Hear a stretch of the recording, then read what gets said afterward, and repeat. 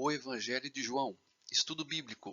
A oração sacerdotal de Jesus. João 17, do 1 ao 26. Introdução. No último estudo, vimos que o Consolador, o Espírito da Verdade que convence o mundo do pecado, da justiça e do juízo, faz isso através dos que creem. Esses são como um espetáculo para o mundo que experimenta o convencimento. Logo após Jesus explicar sobre o ensino do Espírito Santo, ele faz uma oração audível que é registrada por João. Esta oração é o tema do nosso estudo. Vamos ver um vídeo para depois vermos os detalhes. Depois de falar essas coisas, Jesus ergueu os olhos e disse: Pai, chegou a hora. Glorificai o teu Filho, para que teu Filho glorifique a ti. Pois lhe deste poder sobre todos os homens, para que ele dê a vida eterna a todos aqueles que lhe deste. Ora, a vida eterna é esta: que eles conheçam a ti, o único Deus verdadeiro, e aquele que tu enviaste, Jesus Cristo. Eu te glorifiquei na terra. Completei a obra que me deste para fazer. E agora, Pai, glorifica-me junto a ti, como a glória que eu tinha junto de ti antes que o mundo existisse. Eu manifestei o teu nome aos homens que me deste do meio do mundo. Eles eram teus, e tu os deste a mim. E eles guardaram a tua palavra. Agora eles sabem que tudo o que me deste provém de ti, e que as palavras que eu lhes dei são aquelas que tu me deste. Eles a receberam e conheceram verdadeiramente que eu saí de junto de ti e acreditam que tu me enviaste. Eu peço por eles. Não peço pelo mundo, mas por aqueles que me deste, porque eles são teus.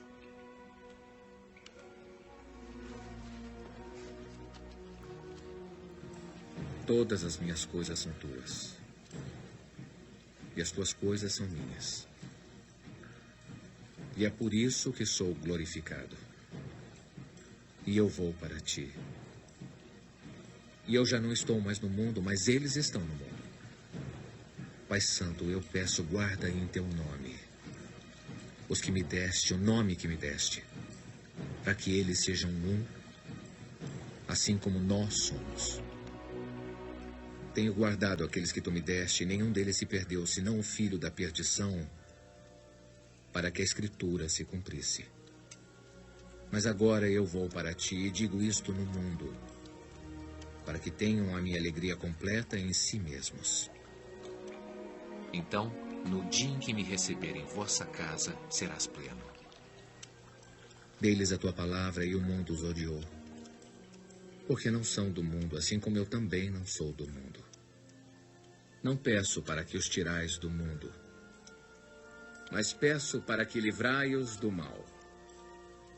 Eles não são do mundo, como eu do mundo não sou. Dedicai-os a vós, santificando-os na tua verdade. A tua palavra é a verdade. Assim como tu me enviaste ao mundo, também eu os enviei ao mundo. E por eles me santifico a mim mesmo, para que também eles sejam santificados na verdade. E não rogo somente por estes, mas também por aqueles que pela palavra deles hão de crer em mim. Rogo para que todos sejam um. Ó Pai, que eles sejam um, como és em mim, e eu em ti. Que também eles sejam um em nós, para que o mundo creia que tu me enviaste. E eu dei-lhes a glória que a mim me deste, para que sejam um, como nós somos um. Eu neles e tu em mim, para que eles sejam perfeitos em unidade, e para que o mundo conheça que tu me enviaste a mim, e que os tenha amado a eles como me tens amado a mim. Pai, aqueles que me deste, quero que onde eu estiver também estejam comigo, para que vejam a minha glória, a glória que me deste. Porque tu me amaste antes da fundação do mundo. Ó Pai justo, o mundo não te conheceu, mas eu te conheci. E estes conheceram que tu me enviaste. E eu lhes fiz conhecer o teu nome, e lhe o farei conhecer mais, para que o amor com que me tens amado esteja neles, e eu também neles esteja. O versículo base: "E a vida eterna é essa, que te conheçam a ti, o único Deus verdadeiro, e a Jesus Cristo, a quem enviaste." O primeiro detalhe está na palavra conheçam. O termo grego é ginosko, que quer dizer chegar a saber, vir a conhecer, obter conhecimento, perceber, sentir, tornar-se conhecido. O verbo está no presente do subjuntivo para indicar conhecimento crescente. Sobre conhecer, vamos fazer um quiz. São duas pessoas. A primeira é um ator americano. Vê se você adivinha, que você que está ouvindo. É um ex-lutador profissional. Seu último nome é Johnson e seu primeiro papel no cinema foi O Retorno da Múmia. Se consolidou como uma estrela global na franquia de sucesso Velozes e Furiosos. Quem falou The Rock acertou. O outro personagem, vamos lá. É uma apresentadora brasileira. Passou pelo SBT e hoje está na Globo. Tem uma pinta característica na perna esquerda. Ficou famosa com a música Voo de Táxi. Quem disse Angélica acertou. Mais dois. É um jogador de futebol. Nasceu em Três Corações, Minas Gerais. Foi eleito o melhor jogador do século pela FIFA. E começou no Santos e foi campeão de 3 Copas do Mundo. Quem falou Pelé acertou também. O último é uma cantora brasileira. Seu sobrenome é Cade. Nasceu em Juazeiro, na Bahia, e começou como vocalista da banda Eva. Se Eu Não Te Amasse Tanto Assim foi a música mais tocada nos anos 2000. Quem disse Ivete Sangalo também acertou. Aqui no grupo todo mundo acertou. Então reflita comigo. Nós conhecemos o The Rock, a Angélica, o Pelé, a Ivete Sangalo ou sabemos coisas a respeito deles? Exemplo, podemos afirmar que o The Rock é honesto? Podemos dizer que a Angélica possui um temperamento manso? Quem de nós pode dizer que o Pelé foi uma pessoa moralmente boa? E será que alguém sabe se a Ivete Sangalo sempre honrou seu pai e sua mãe? Essas especificidades, qualidades, traços, comportamentos são conjuntos distintivos de uma pessoa. Esse conjunto também é conhecido como caráter. Vamos voltar ao nosso versículo base. E a vida eterna é esta, que te conheçam a ti, o único Deus verdadeiro, e a Jesus Cristo a quem enviaste. A vida eterna é conhecer o Pai, o único Deus verdadeiro, e conhecer a Jesus Cristo a quem enviaste. A primeira pergunta que devemos fazer é: como conhecemos o Pai, o único Deus verdadeiro? A Bíblia diz que Deus é Espírito e diz também que ninguém jamais viu a Deus. Então, como sabemos que o Pai é o único Deus verdadeiro? Quais são as características ou o caráter do Deus verdadeiro? Antes de começarmos a responder, quero primeiro relatar um episódio com um grupo de testemunhas de Jeová na porta da minha casa. Ao confrontá-los sobre a crença deles de que Jesus é apenas uma criatura de Deus, ou seja, não é Deus, então um deles citou exatamente o versículo base do nosso estudo. Eu mostrei na Bíblia deles mesmos, visto que a tradução do Novo Mundo é feita somente por eles. Eu mostrei 1 João 5,20 que diz, abre aspas, também sabemos que o Filho de Deus é vindo e nos tem dado entendimento para reconhecermos o verdadeiro. E estamos no verdadeiro, em seu Filho Jesus Cristo. Este é o verdadeiro Deus e a vida eterna. Logo após eu citar esse texto, então um deles quis abrir no nosso texto base, onde ele se ateu à palavra único. Ou seja, para ele, o Pai é único Deus, e assim Jesus não seria Deus. Não tive tempo de abrir o texto de Filipenses 2, do 5 ao 11. Esse texto mostra de forma clara que Jesus abdicou dos seus direitos como Deus, sem deixar de ser Deus. O texto diz, abre aspas, tende em vós o mesmo sentimento que houve também em Cristo Jesus, pois ele, subsistindo em forma de Deus, não julgou como usurpação o ser igual a Deus, ou seja, ele não quis os seus direitos como Deus, ele abriu mão. Antes, a si mesmo se esvaziou, assumindo a forma de servo, tornando-se em semelhança de homens, e reconhecido em figura humana. A si mesmo se humilhou, tornando-se obediente até a morte, e morte de cruz. Pelo que também Deus o exaltou sobremaneira, e lhe deu o nome que está acima de todo nome, para que ao nome de Jesus se dobre todo o joelho, nos céus, na terra e debaixo da terra, e toda língua confesse que Jesus Cristo é Senhor, para a glória de Deus Pai. Eu também poderia citar outros textos que possuem a palavra único. A palavra único não quer dizer somente um. Se dissermos hoje, aqui, que temos um único casal, então sabemos que estamos falando de duas pessoas. O texto de 1 Timóteo 6, do 14 ao 16, diz assim: que guardes o mandato imaculado e irrepreensível até a manifestação de nosso Senhor Jesus Cristo, a qual, em suas épocas determinadas, há de ser revelada pelo bendito e único soberano, o Rei dos reis e Senhor dos senhores, o único que possui imortalidade, que habita em luz inacessível, a quem homem algum jamais viu, nem é capaz de ver. A ele honra e poder eterno. Amém. O texto todo fala sobre Jesus Cristo, como o único soberano e o único que possui imortalidade. Então, se seguirmos a mesma linha de raciocínio dos testemunhos de Jeová, então Jesus é o único soberano e o Pai, que é o único Deus, não o é. O texto também afirma que Jesus é o único que possui imortalidade, e assim também o Pai, que é o único Deus verdadeiro, não possui imortalidade. Mas os testemunhas de Jeová não querem saber de nenhuma explicação como essa, pois apenas seguem os ensinamentos dos seus superiores da torre de vigia, que são quem fazem as revistas que eles seguem e tentam passar. Vamos voltar novamente ao nosso versículo base. E a vida eterna é esta, que te conheçam a ti, o único Deus verdadeiro, e a Jesus Cristo a quem enviaste. A vida eterna é conhecer o Pai, o único Deus verdadeiro, e conhecer a Jesus Cristo, a quem enviaste. A primeira pergunta é: como conhecemos o Pai, o único Deus verdadeiro, visto que a Bíblia diz que Deus é Espírito e ninguém jamais viu a Deus? E a segunda pergunta seria: como conhecer a Jesus, o Cristo, ou seja, conhecer o Messias, o ungido, o Filho de Deus? Para se conhecer a Deus, que ninguém jamais viu, é necessário alguém o revelar perfeitamente. 1 João 1,18 diz, abre aspas, ninguém jamais viu a Deus. O Deus unigênito que está no seio do Pai é quem o revelou. O Deus unigênito, Jesus Cristo, sendo Deus, é quem pôde revelar o seu Pai para nós. E ele fez isso de forma perfeita, exata, como diz o autor aos Hebreus. Nesses últimos dias, nos falou pelo Filho, a quem constituiu o herdeiro de todas as coisas, pelo qual também fez o universo. Ele é que é o resplendor da glória e a expressão exata do seu ser. Hebreus 1, do 2 ao 3.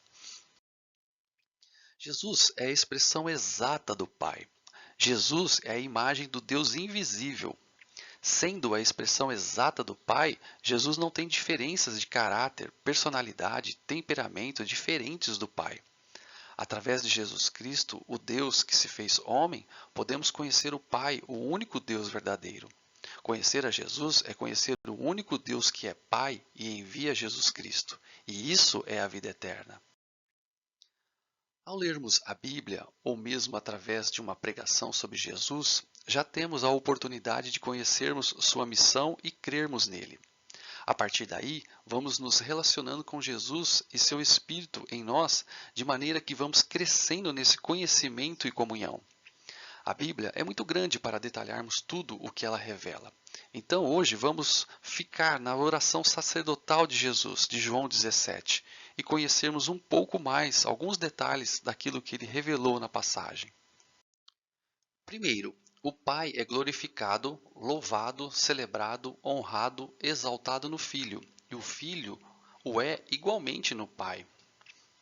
O versículo 1 diz, abre aspas, tendo Jesus falado essas coisas, levantou os olhos ao céu e disse, Pai, é chegada a hora, glorifica a teu Filho para que o Filho te glorifique a ti. Na hora mais difícil que era chegada, ou seja, a hora da cruz, foi chegada a hora da glorificação do Filho e também do Pai, que estava em Cristo, reconciliando consigo o mundo.